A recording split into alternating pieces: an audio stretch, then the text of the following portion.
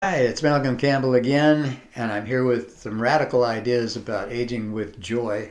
And the first one of those ideas is that aging can be a wonderful experience. It's another part of life. It's quite a lot different from being young, and it offers a whole lot of different perspectives and learning possibilities that were not there when you were 20, 30, or 40 years old.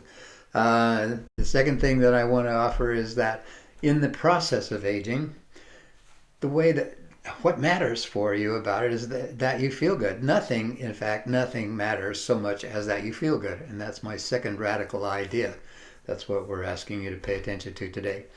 So I had someone ask me after last week, isn't that asking people to be jealous? I mean, to be selfish or to not, to do something negative. And I think the answer to that is both yes and no. Yes, it is asking somebody to be jealous, to be selfish, and that in being selfish, what you're doing is being unselfish because then you are the person that you are most possible to be.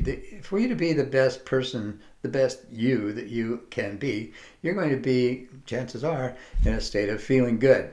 What you have to offer other people will be, more easily accessed, maybe look a little better. Your exchanges with other people will be better.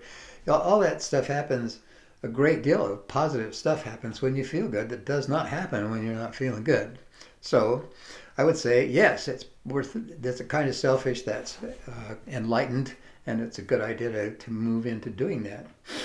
Um, this video will be about presenting some ways, and again, some tools and some suggestions that will allow you or help you to do that. Recapping, in the last couple of weeks or last 3 weeks, we talked about some positive ways of improving your state of being and being in that place of feeling good.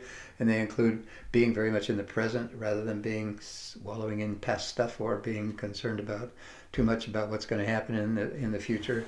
Part of it would be managing your emotions. So learning to notice that your emotions are a tool. It can offer you all kinds of opportunity for managing yourself.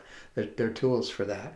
And that there's an importance to claiming your own personal sovereignty. That was in week 2. And that means that it's important that you do what you do out of an intention for yourself, and that you do it out of your desires, out of your own sense of self and all that stuff, instead of being allowing yourself to be manipulated by other people or other programs. Don't fall for something because the Democratic Party says you're supposed to, or the Republican Party says you're supposed to. Check it out and see if that really applies to how you feel. Does that apply to your intentions, your emotions, your values? Do what you do out of a sense of self, and we're calling that sense of self your personal sovereignty. You are in charge of. You are the ruler of your life. It's important that you grab that. And the third thing that we got into was let's see. Being the present, managing your emotions, and claiming your personal sovereignty. And then we got into the focus of attention, and that is how important it is for you to focus intentionally on what you want. That you to bring your idle mind under your control, so that what you're paying attention to is something that's intentional for you, and that you're in doing that, you're beginning to manage what happens in your experience of the universe itself. The third thing was an energy model, and to notice this is.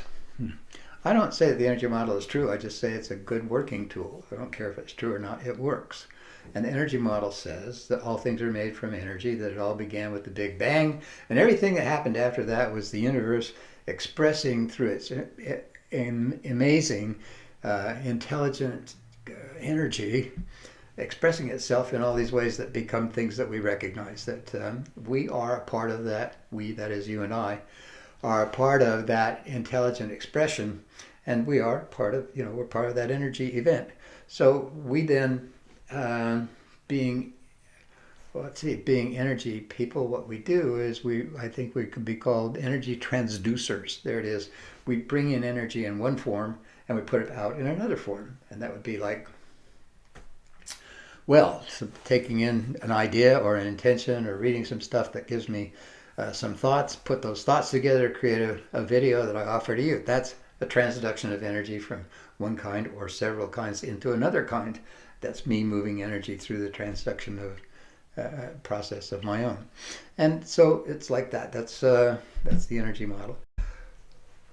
Well, okay, that brings us to today. Today, I have some caveats. I've been asked about this. First of all, I'd like to say, make it really clear that we're not saying that your emotions are ever wrong. Your emotions are not wrong. Your emotions are simply your inner being, or your larger self, or that part of you that understands things that your conscious mind doesn't understand. It's that part of you communicating with you, telling you what's appropriate for you and what's not. When you look at something that makes you feel bad, chances are you're looking at something that is not appropriate for you, and that's the message that your negative emotion is offering you. When you look at something, on the other hand, that feels great, then that is appropriate for you, and that's your energy in internal communication from your inner being, or your God self, or your Christ consciousness, or your whatever you want to call that stuff, your unconscious. At any rate, it's from that larger wealth of knowledge that's giving you information about what the value is of what you're looking at. So the point of all that is simply to say we're not saying that emotions are ever wrong. I would say that emotions are never wrong, in fact. And I would say that denial, or not acknowledging your emotions, never works. Denial doesn't work. Denial doesn't work. It creates problems for in the future. You have a negative feeling about something today and you ignore it. Chances are it will show up tomorrow or the next week as something that needs your attention, and it won't be as much fun as it would have been if you'd done it today. Okay, so emotions then are guidelines. They're information for you about what is true for you. Then the second one is that negative emotions have positive values, and although that may seem odd, the value that they offer you is that they indicate to you that something is missing that you want, or that you have a desire for, or that you need. And when you have that negative emotion, the value of it is that it tells you what that thing is. You know, when you have a bad feeling about something, the other feeling that goes, that the information it offers you is that something's missing that you desire, and it tells you what that is. So today we're going to do tools and suggestions for a general state of well-being, a more frequent positive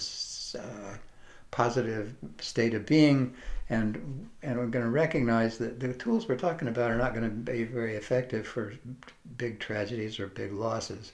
They're not intended for that. These are tools that are intended to help you feel better, create habits of thinking that elevate your state of being, so that more often and more of the time you feel more positive than you have in the past.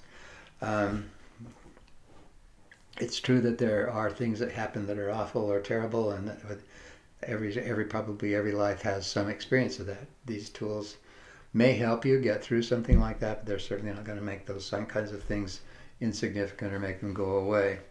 There is no mental jujitsu for tragic losses. Sometimes things just need deeper consideration for a longer period of time. Even so, there's still a lot of work that can be done toward healing. So back to our points here. The default state of feeling or joy is a positive mindset. It is not complicated. It is not difficult to achieve, but neither is it automatic.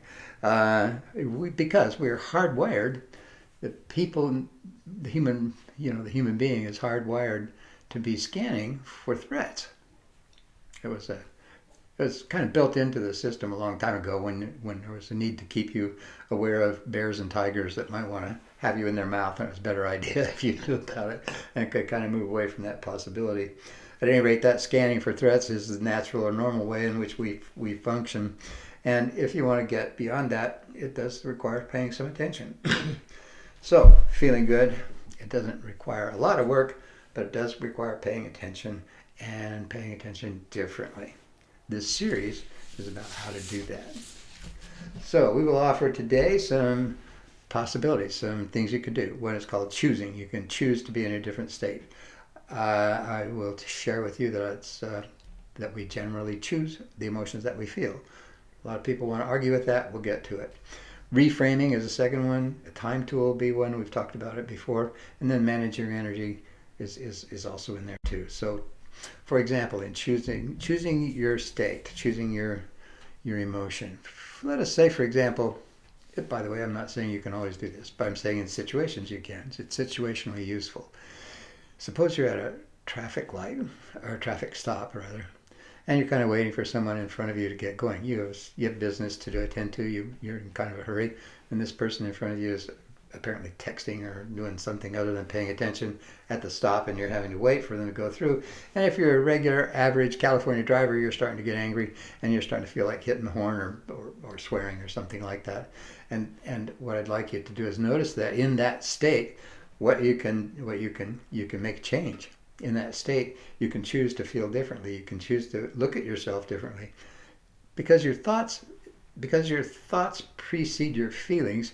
You can think about that situation and say, I see. Here I am wanting to control the behavior of somebody in front of me who's costing me a few probably unimportant seconds in my day, and I'm getting angry about it, and that's putting me in a bad state, negative state, and I'll be in that state for another, who knows, another few minutes or even a couple of hours if I let it continue. But I could look at this a little differently and recognize that's just me trying to control somebody else that I can't control. Why don't I give that up and just have a little chuckle over the fact that I do stuff like that here I am doing that dumb thing again.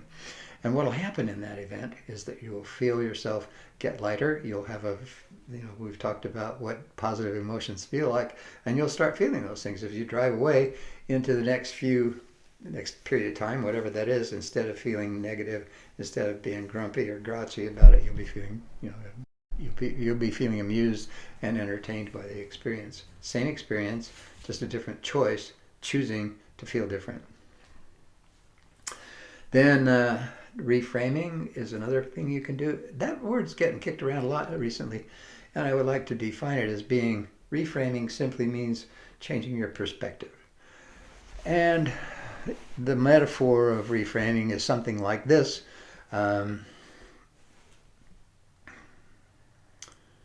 We put a frame of meaning around an event or an experience or a thing.